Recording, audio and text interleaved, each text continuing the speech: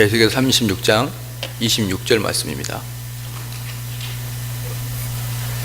에스겔서 36장 26절 말씀입니다.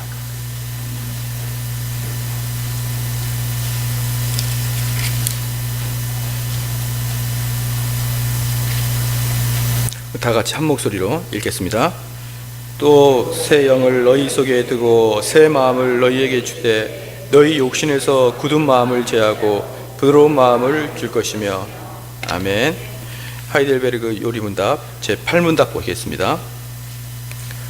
제8문답 제가 문을 읽을 테니 답을 읽어 주십시오. 그래서 우리는 선은 전혀 행할 수 없고 온갖 악으로 치우칠 정도로 부패했습니까?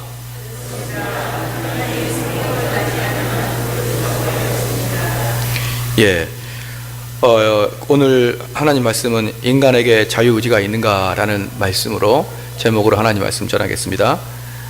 예, 사람에게는 의지에 특정한 자유가 있다는 것을 우리는 알고 있습니다.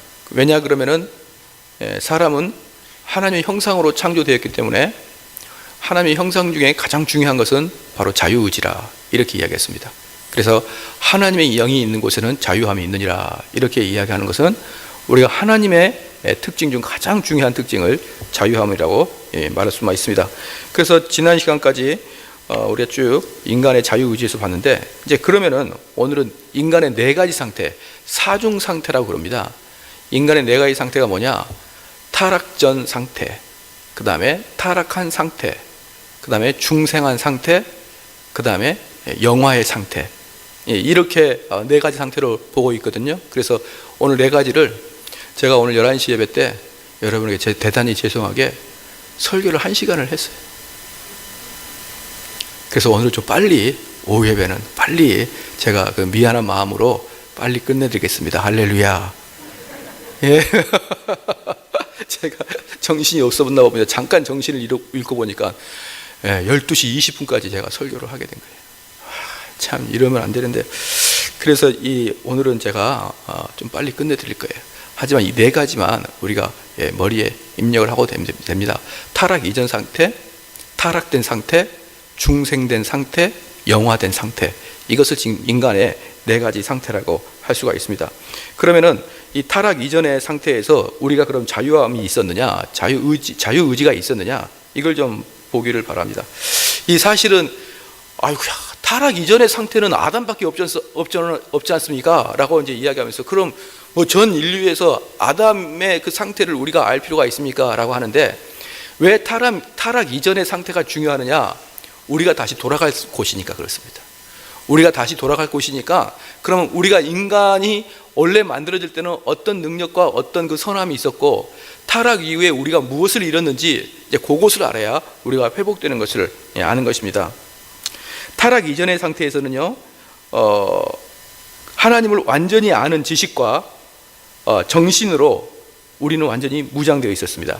즉 우리는 지금은 하나님을 할 때 아주 불완전하게 알지만, 타락 이전에는 하나님을 완전하게 아는 그러한 자들이었습니다, 우리가. 그래서 자의적으로 우리가 행하더라도 우리는 하나님께 전적으로 복종하는 그러한 성향을 가지고 있었습니다. 그러나 그 지식은 확고한 것이 아니었습니다. 하나님께서 우리가 타락 이전에 아담에게 우리의 지식을 확고하게 주지 않았습니다. 확고하게 주지 않았다는 것은 뭐냐면, 우리 인간이 죄를 짓지 않도록 환경을 설정해 주셨음에도 불구하고 죄를 짓지 않도록은 안 했다 이 말입니다. 예. 우리에게 선한 행위를 할 수 있도록, 그런데 우리는 타락 이후에는 선한 행위를 할 수가 없습니다. 타락 이전에는 우리가 선한 행위를 할 수 있도록 하나님이 우리를 그렇게 만들어 주셨지만, 또 하나 우리가 죄를 지어도 되도록 그냥 만들었다 이 말입니다. 무슨 말인지 잘 아시겠죠? 그래서 사람의 의지는 선과 악을 자유롭게 판단할 수 있는 그런 중립적인 사람으로 우리를 만들었습니다. 그래서 우리 인간들은요, 자기 의지에 따라서 계속 선한 행위에 있을 수 있었고요. 왜냐 그러면은 창조 시에 하나님께서 우리를 만드시고 하나님의 형상으로 만드시고 보기에 심히 좋았더라, 이렇게 말하는 것은 영어로 말하면 정확하게 퍼펙트하다 이 말입니다. 인간을 만들었는데 완벽하다. 그 완벽하다는 것에서는 어떠한 흠도 찾아볼 수 없다는 것이죠. 아마 우리가 타락되지 않는 상태에서 태어났으면 아마 전부 다 장동건 정도는 생기지 않았을까. 완벽하다, 퍼펙트하다, 흠잡을 데 없다. 그래서 누구나 딱 봐도 보기에 심이 좋았다. 이런 완벽한 자가 태초전에 아담과 하와는 그러한 자였습니다. 그래서 이들은요, 자기가 계속 선한 상태에도 머물 수 있었고 또 반대로 계속 악한 상태에서도 머물 수 있는 그런 자기가 선택권이 있었습니다. 그래서 전도서 7장 29절 말씀 보니까요, 하나님은 사람을 정직하게 지으셨으나 사람이 많은 꾀들을 낸 것이니라 라고 전도서에서 말했고요, 로마서 11장 32절에 하나님이 모든 사람을 순종하지 아니하는 가운데 가두어 두심은 모든 사람에게 긍휼을 베풀려 하심이니라. 여기서 이 말씀에서 보면은 뭡니까? 결국 하나님은 우리를 선한 상태에만 두지는 않으셨다 이 말이에요. 그래서 우리가 완벽하게 선한 상태로 확고하게 우리를 두지는 않았다. 그게 바로 태초의 우리 인간의 모습이었습니다. 그러므로 이 말의 뜻은 뭐냐면, 우리 사람이 마귀에게 유혹을 받을 수도 있을 정도로 하나님은 우리를 그냥 내버려 뒀다 이 말입니다. 우리를 두시고 우리를 유혹하지 못하도록 마귀를 막아주는 게 아니라 얼마든지 유혹해도 될 정도로 우리를 방목했다 이 말입니다. 그리고 우리 인간에게 선을 행할 수 있는 능력과 악을 택할 수 있는 능력을 그걸 주시고, 그 다음에 그것에 대해서는 확실한 것에 대해서는 주시지 않고 우리의 의지와 우리의 선택으로 하나님을 사랑할 수 있도록 그렇게 하셨습니다. 이게 우리 시조들의 모습이었습니다. 이게 바로 아담의 모습이었습니다. 그래서 아담은 어떻습니까? 자기의 의지로 선과 악을 택했습니다. 그러면 둘째로 중생하지 않는 상태, 즉 타락한 상태에는 자유의지가 있느냐, 자유롭게 선택할 능력이 있느냐? 사랑하는 성도 여러분, 타락한 상태, 즉 거듭나지 않는 상태의 사람들은 자유의지가 있을까요? 없을까요? 있습니다. 왜냐 그러면 이 사람들은 자기 스스로 어떤 것을 선택할 수 있고 실질적으로 선택하고 있지 않습니까? 여러분들이 된장찌개 드시고 싶으면 된장찌개 먹고, 김치찌개 드시고 싶으면 김치찌개 먹고, 내가 이곳에 가고 싶으면 가고 말고 싶으면 말고, 그렇습니다. 중생하지 않는 자에게도 선택권과 자유권이 있습니다. 그런데 태초에 아담에게 주어진 자유권과 타락한 사람의 자유권의 특징이 다른 게 있는데 뭐냐 그러면, 아담과 하와는 자기가 선을 행할 것인지 악을 행할 것인지의 자유권이 있었습니다. 그런데 우리는 우리의 자유를 사용해서 항상 악만 추구합니다. 타락한 사람들은요, 절대로 선한 행위를 자유롭게 선택할 수가 없고 자기 자유의지를 자유롭게 사용하는데 악한 데 사용할 때만 자유롭게 사용하는 거고, 선을 행하는 데는 그 자유가 죽어버렸습니다. 그게 중생하지 않는 자들의 모습입니다. 왜냐 그러면 우리는 타락으로 하나님을 아는 지식과 심지어 더 나아가서 순종하려고 하는 그 경향, 이게 중요한 것입니다. 우리는 우리 마음속에 경향이 중요합니다. 그런데 우리는 어떤 게 죽어버렸냐면은 하나님을 좋아하고 하나님을 순종하고자 하는 그 경향이 죽어버렸다 이 말입니다. 그 경향이. 그리고 그 자유의지는 우리가 하나님에게 불순종하는데 그 자유의지는 아주 극대화되어 사용할 수가 있는 것입니다. 그러면 중생하지 않는 사람들은요, 그러므로 하나님에 대한 극심한 무지와 극심한 반감으로 똘똘 뭉쳐 있는 것입니다. 사랑하는 성도 여러분, 그러므로 믿지 않는 사람들, 하나님의 선택되지 않는 사람들, 여전히 하나님의 복음을 듣지 않는 자들은요, 그 사람이 무슨 이야기를 하더라도 그 사람은 전부 다 죄만 선택하게 되어 있습니다. 그 사람은 단 하나도 선을 행할 수가 없는 것입니다. 그래서 우리가 마음을 굳게 다져먹고 내가 그렇게 해야지, 그래도 절대로 자연인들은 그것을 해낼 수 없습니다. 왜냐 그러면 창세기 6장 5절 말씀에 사람의 죄악이 세상에 가득한가 그의 마음으로 생각하는 모든 계획이 항상 악할 뿐임을 보시고 라고 말했습니다. 예레미야 13장 23절에 구스인이, 이 구스인은 흑인을 말합니다. 흑인이 그 피부를, 표범이 그의 반점을 변하게 할 수 있느냐? 할 수 있을진데 악에 익숙한 너희도 선을 행할 수 있느니라. 이게 무슨 말이냐 그러면 흑인이 피부 색깔이 변하고 표범의 그 어떤 반점이 변할 수 있으면은 너희들도 악을 선택하지 않고 선을 선택할 수 있다는 것이에요. 지금 무슨 말입니까? 불가능하다는 거예요. 흑인이 피부색을 하얗게 만들 수 없듯이 우리 백성들은 결코 선을 행할 수가 없느니라. 에베소서 2장 3절 말씀에 다른 이들은 이같이 본질상 진노의 자녀이었더니, 우리 옆 사람에게 인사 한번 합시다. 손을 잡고 본질상 진노의 자녀였었어요. 네, 원래 그리스도인들이 아닌 사람들은 본질상 진노의 자녀였습니다. 그래서 여러분들 전도하러 갈 때 이렇게 조그만 그 전도 책자가 있지 않습니까? 조그만 전도 책자가 딱 있는데 이 첫 번째 딱 써진 게 뭐냐면 하나님은 당신을 사랑하십니다. 이렇게 써 있죠. 그죠? 근데 그걸 바꿔야 됩니다. 당신은 진노의 자식입니다. 왜? 그들은 그리스도를 모르는 사람이고, 그리스도를 모르는 사람은 다 진노의 자식이라는 게 하나님 말씀이에요.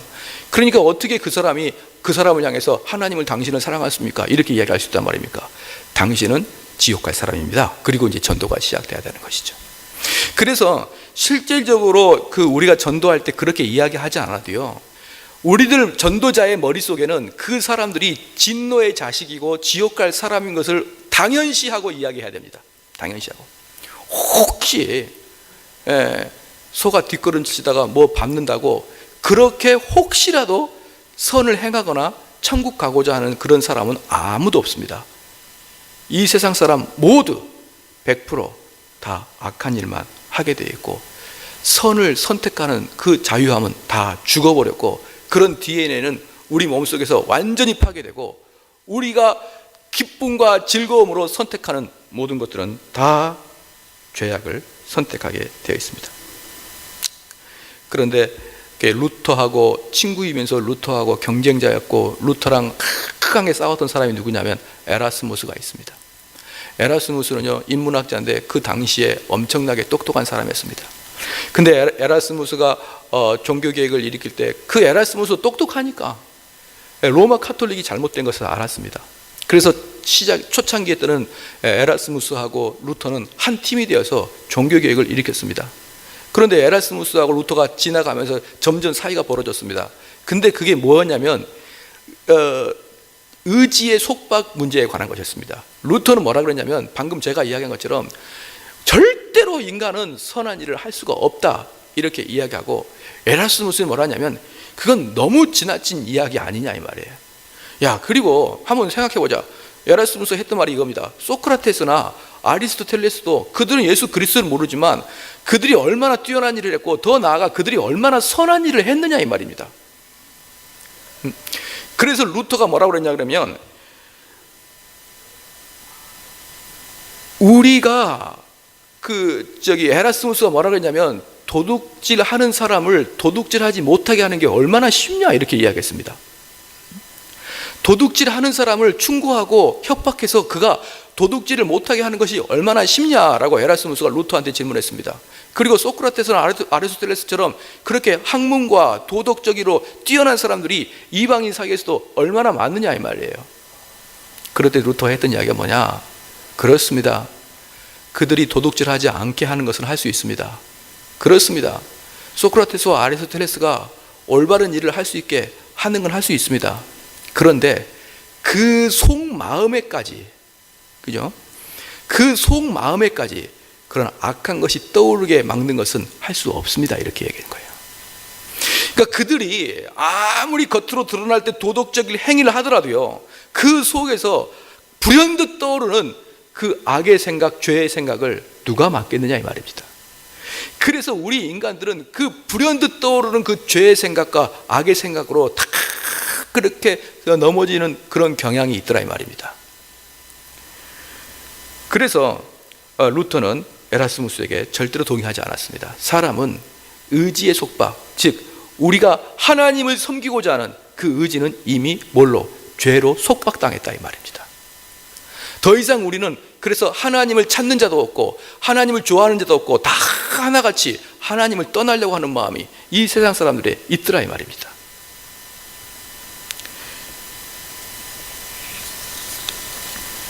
그래서 하나님을 모르는 사람들은 외적 순종은 있을지라도 내적 순종은 절대로 일어나지 않는다. 그 내적 순종은 우리의 마음가짐과 우리의 의지로 되진 게 아니고 오직 성령에 의해서만 내적 순종이 가능하게 된다는 것입니다. 할렐루야. 아까도 읽었지 않습니까? 구수인이 그 피부를, 표범이 그 반점을 변하게 할 수 있느냐? 스스로는 절대로 변하게 할 수 없다는 거예요. 우리 인간이, 우리 마음이 아주 타락하고 나쁜데 이 마음을 선하게 바꿀 수 있느냐? 절대로 스스로 못한다. 그것은 흑인이 백인 되는 것만큼 불가능한 일이다. 그러므로 우리가 우리 마음속에 선한 마음이 떠오르게 하는 것은요, 성령의 거듭남과 성령의 역사가 없이는 그러한 일이 절대 떠오르지 않습니다. 그러면 세 번째 단계, 중생의 단계입니다. 중생의 단계. 그러면 그 의지가 그 자유를 사용한데, 아직 중생의 단계는 한 가지 분명히 알아야 될 게 뭐냐면 영화의 전 단계입니다. 영화의 전 단계는 완벽하게 예수 그리스도 같은 몸을 가지고 마음을 가지는 그 영화의 전 단계인데, 중생한 사람들의 특징은 뭐냐 그러면 악을 행하기도 하고 선을 행하기도 합니다. 이게 중생한 사람들의 특징인 거예요. 사랑하는 성도 여러분, 중생하지 않은 사람은 절대로 선을 행할 수가 없습니다. 우리 의지가 선을 행하게 하는 것이고, 성령께서 그의 특별하신 은혜로 하나님 말씀을 통하여 사람의 본성을 새롭게 하시고, 특별하신 은혜로 하나님의 말씀으로 우리의 본성을 새롭게 하신다. 그게 바로 중생한 사람들의 마음입니다. 그래서 중생한 사람들은요, 특징이 뭐냐 그러면 이전에 갖고 있지 않던 새 마음과 새 그 순종의 마음을 가지기 시작하는 거예요. 그러니까 다시 말합니다. 중생한 사람들은 죄를 제가 중생했다고 하면서 죄를 짓네? 죄를 안 짓는 게 중생한 게 아니고, 죄를 안 짓는 것은 영화의 단계, 즉 우리가 이제 완전히 죄가 없는 단계는 죽음 이후의 영화의 단계고, 우리가 이 땅에서 중생한 상태의 단계에 있을 때 그 사람의 모습은 어떻느냐? 여전히 죄를 짓지만 그 마음속에 과거에 없었던 그리스도에게 순종하고자 하는 마음이 딱 생기는 겁니다. 딱 생기는 거예요. 그리고 우리는 여전히 육을 입고 있기 때문에 우리 성도들이 아무리 여기에서 은혜를 받을지라도, 다시 집에 가게 되면은 육의 몸을 가지고, 육을 가지고 살아야 되기 때문에 어쩔 수 없이 죄를 지을 수밖에 없는 것입니다. 어쩔 수 없이. 우리는 육을 갖고 있는 사람이기 때문에 장사할 때 아이고 몇 푼 안 남아요, 한 반이나 나오면서 몇 푼 안 남아요, 그렇게 이야기하는 것도 장사할 때 어쩔 수 없이 튀어나오는 것입니다. 그래서 장사하는 사람이 너무 정직하게 하게 되면 아무것도 안 남는 거 아닙니까? 그죠? 현재 우리나라 같은 경우는 장사하다가 세금을 다 내게 되면 남는 것도 없고, 월세 다 내고 남는 것도 없고, 지금 내가 자원봉사하려고 장사하는 거 아니지 않습니까? 그래서 이거 몇 푼 안 남아요, 그래도 사실은 좀 남아도 몇 푼 안 남아요, 이렇게 이야기하는 것까지 하나님이 이놈아 거짓말한다 이렇게 하는 거 아닙니다. 왜? 하나님이 우리를 육을 주셨으니까. 우리를 육을 주셨으니까 육을 가지고 사는 사람들은요, 죽을 때까지 죄를 범하게 되는데, 그런데 자연인과 다른 게 뭐냐 그러면 우리는 새로운 본성이 심어졌다 이 말입니다. 그 새로운 본성은 뭐냐? 하나님 말씀에 순종하고자 하는 그 마음이 생기는 거예요. 그래서 오늘 본문 말씀 에스겔서 36장 26절 다 같이 한번 읽겠습니다. 시작. 또 새 영을 너희 속에 두고 새 마음을 너희에게 주되 너희 육신에서 굳은 마음을 제하고 부드러운 마음을 줄 것이며. 그래서 내 마음에 딱딱한 마음, 하나님 말씀 전에도 딱딱하고 그런 마음, 그거 하나님이 새 마음을 주셔야지만 부드러워지는 것입니다. 그죠? 우리 그냥 아들내미가 어찌나 말 안 하는지 그냥 그 머리 잡고 와가지고 이놈의 새끼야, 너가 예배 드릴 때 부드러운 마음 안 가질래? 더 화난 마음을 가지는 거예요. 더 화난 마음을. 너 왜 그렇게 그냥 예배 드릴 때마다 그렇게 하냐 이놈의 새끼야. 이놈아 내가 너를 어떻게 키웠는지 그러냐. 그렇다고 해서 그 아이가 부드러운 마음을 갖는 게 아닙니다. 부드러운 마음을 가지는 것은요, 하나님이 그 마음을, 새 마음을 주셔야 되는 것이에요. 새 영을 주시는 것입니다. 그래서 과거에는 목사님이 말씀할 때는 에이 너나 잘해라 그랬는데, 어느 날 그 말씀이 내 귀에 쑥 들어오더니 내 가슴에 딱 박히는 겁니다. 맞다, 나도 그렇게 한번 살아봐야겠다. 왜 그럴까요? 목사님이 잘생겨서요? 그렇지 않습니다. 여러분 마음에 새 마음이 들어가기 때문에 그런 거예요. 할렐루야.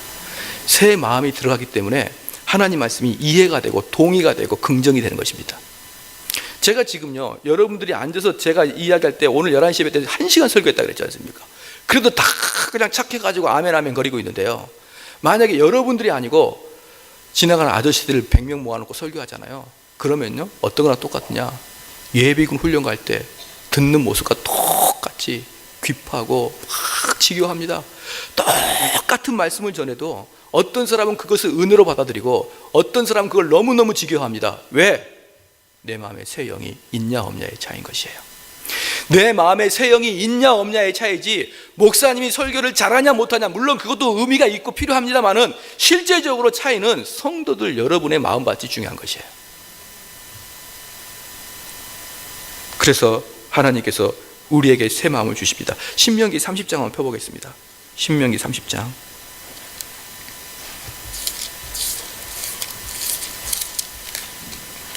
신명기 30장 6절 말씀. 신명기 30장 6절 말씀 한번 같이 읽겠습니다. 시작. 내 하나님의 여호와께서 내 마음과 내 자손의 마음에 할례를 베푸사 너로 마음을 다하여 성품을 다하여 내 하나님 여호와를 사랑하사 너로 생명을 얻게 하실 것이니라. 아, 할렐루야. 그러니까 우리가 이렇게 하는 것이죠. 너는 마음을 다하고 성품을 다하여 여호와를 찬양하라, 여호와를 경배하라. 이렇게 해야 필요 없는 이야기라 이 말이에요. 왜? 그 전 단계가 뭐가 있습니까? 요 하나님이 나를 찾아와서 내 마음에 할례를 해 주셔야만, 내 마음에 할례를 해 주셔야만 내가 내 마음을 다하고 여호와를 사랑하는 것입니다. 그러니까 우리 가족 중에 하나님의 말씀을 전해도 도저히 받아들이지 못하고 그렇게 있는 자들을 불쌍히 여겨야 됩니다. 이렇게 여기면 안 됩니다. 어이구 이놈의 새끼, 내가 너만 보면 그냥 은혜가 안 된다, 은혜가 안 돼. 아이고 이놈을 한 대 확 쥐받고 싶다. 이렇게 하면 안 됩니다. 그도 오지게, 예? 그도 얼마나 간절히 하나님을 바라고 싶겠습니까? 안 그렇습니까? 제가 이 모태신앙 아닙니까? 그래서 모태신앙을 옛날에 한참 90년도 2000년도에 못된 신앙 또는 모태신앙 막 이렇게 해가지고 이 못된 신앙의 대명사가 모태신앙이었습니다. 그죠? 전도 모태, 기도 모태, 성경 모태, 다 모태. 교회에서 온갖 못된 신앙 다 해서 못된 신앙 그랬는데요. 이게 어려운 게 뭐냐 그러면 저도 말입니다. 우리 교회 다니는 늦게야 교회 오는 사람처럼 저도 기도하다가 한번 쓰러지고 싶어요. 다리에 힘이 풀려가지고 풀썩 주저앉아 엉엉 울면서 저도 그렇게 해보고 싶은데 안 쓰러지는 걸 어떻게 합니까? 그렇다고 그냥 쓰러지면 좀 비양심적인 것 같고 비겁한 것 같고, 그래서 하나님이 쓰러줄 때까지 서 있으면 끝까지 안 쓰러지는 겁니다. 저도 기도할 때 눈물콧물 좀 흘리고 싶어요. 그래서 제가 눈을 이야기했습니까? 수련회만 가면요, 저는 얼굴을 땅에 받고 기도했다고요. 왜? 충격 법칙에서 눈물 좀 나오라고. 제가 수련회 가가지고 얼마나 우리 조상과 어머님과 아버님의 불쌍한 모습을 연상했을까요? 눈물 나오게 하려고. 안 나옵니다. 안 나와요. 그런데 내 마음속에 제가 그렇게 신앙생활을 못하는데, 근데 한편으로는 나도 저렇게 좀 했으면 좋겠다. 나는 왜 저런 것을 경험하지 못할까? 이것에 대한 좌절감, 열등감이 항상 있었습니다. 그래서 내 마음이 좀 잘 되기를 바라고 내가 좀 부드러워지고, 목사님들이 설교할 때 그냥 아멘 하답하고 싶은데, 목사님 설교하면은 저 사람 설교 끝나고 집에 가면 텔레비 볼까 안 볼까 이런 생각만 들고, 텔레비를 볼까 드라마를 볼까 뭘 볼까 이런 생각만 들고, 저는 너무 은혜가 안 되는 겁니다. 너무 은혜가 안 되는 거예요. 그런데 하나님이 어느 순간에 저에게 은혜를 주셨는데 정신이 없습니다. 정신 차리고 보니까 10년이 흘렀어요. 그 사랑의 관계에 빠져가지고 제가 느낀 게 뭔지 아십니까? 성경이랑 똑같습니다. 내가 충고해서, 내가 노력해서, 내가 해야겠다고 다짐해서 되는 게 아닙니다.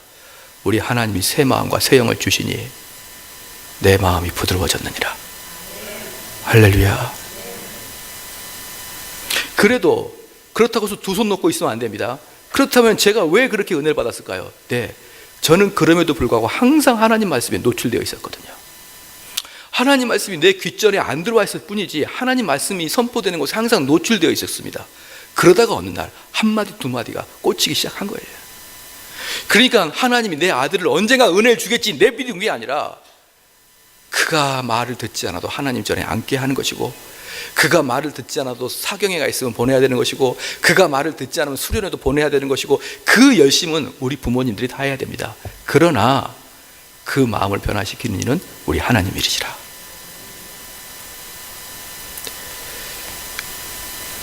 고린도후서 3장 17절 말씀에 주는 영이시니 주의 영이 계신 곳에 자유가 있느니라. 요한일서 3장 9절 말씀에 하나님으로서 난 자마다 죄를 짓지 아니하나니. 그러므로 중생한 자들은요, 아무리 훌륭한 목사님이고 훌륭한 장로님일지라도 이 육체를 입고 있으므로 죄를 지을 수밖에 없고, 부패의 잔상은 남아 있고 그들의 행위는 다 불완전하며 죄로 얼룩져 있습니다. 그러나 로마서 7장 18절 말씀처럼 내 속 곧 내 육신에 선한 것이 거하지 아니하는 줄을 아노라 바울이 이야기했습니다. 바울이 뭐라고 그랬습니까? 이미 거듭난 사람입니다. 그리고 바울은 이방인들을 위한 선교를 하고 있었습니다. 그 중에 바울은 이야기하기를 내 속 내 육신에 선한 것이 거하지 아니하는 줄을 아느니라. 자, 보겠습니다. 사람은 있죠. 오전에도 말씀드렸지만 육신과 영이 있습니다. 그런데 육신과 영은 따로따로 있습니다. 따로따로 있는데 여러분들이 천국 가는 것은 이 영의 문제의 세계입니다. 그런데 이 육신에는 바울도 자기 육신을 보니까 선한 게 없더라 이 말이에요. 자기의 본질적인 육신을 보니까 선한 게 없더라.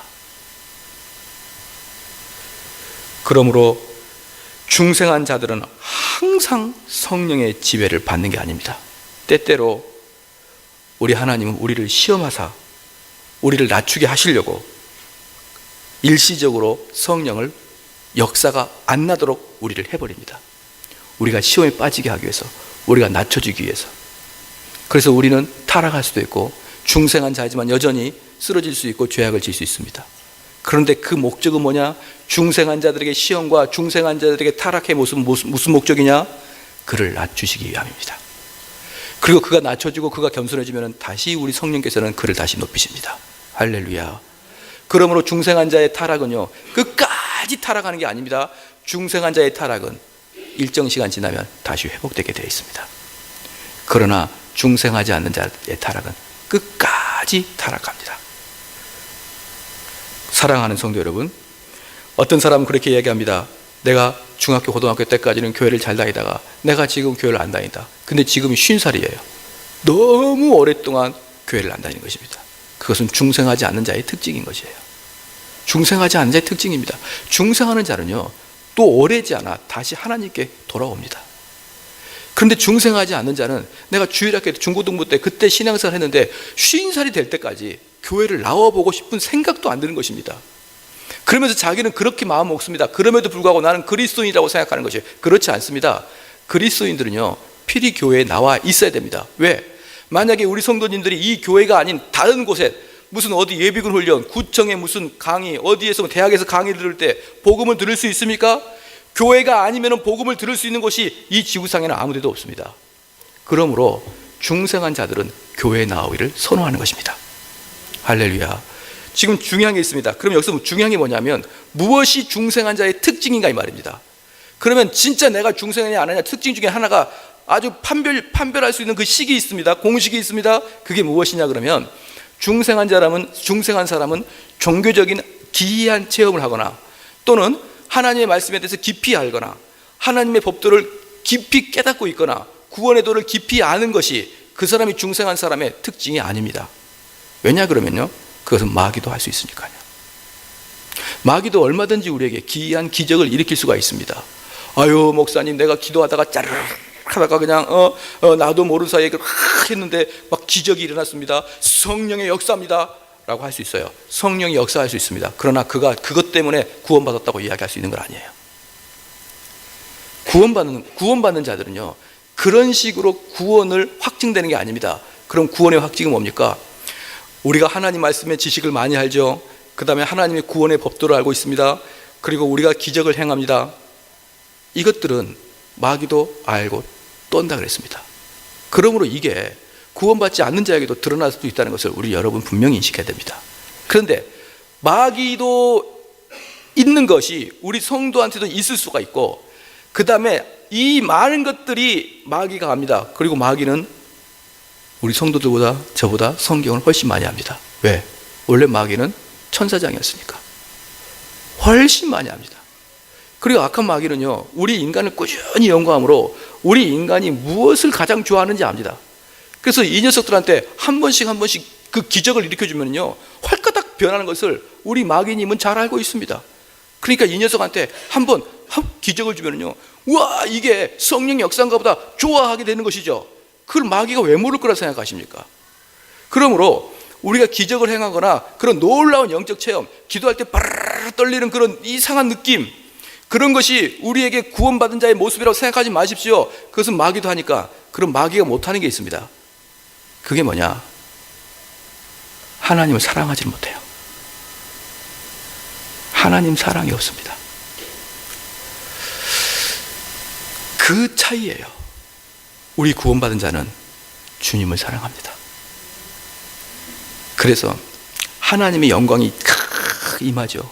마지막 날에 하나님의 영광이 모든 사람 머리 위에 하나님의 영광이 임합니다. 그런데 그 하나님의 영광이 임할 때 믿지 않는 자는 그 하나님의 영광의 임재를 보면서 무엇을 느끼느냐?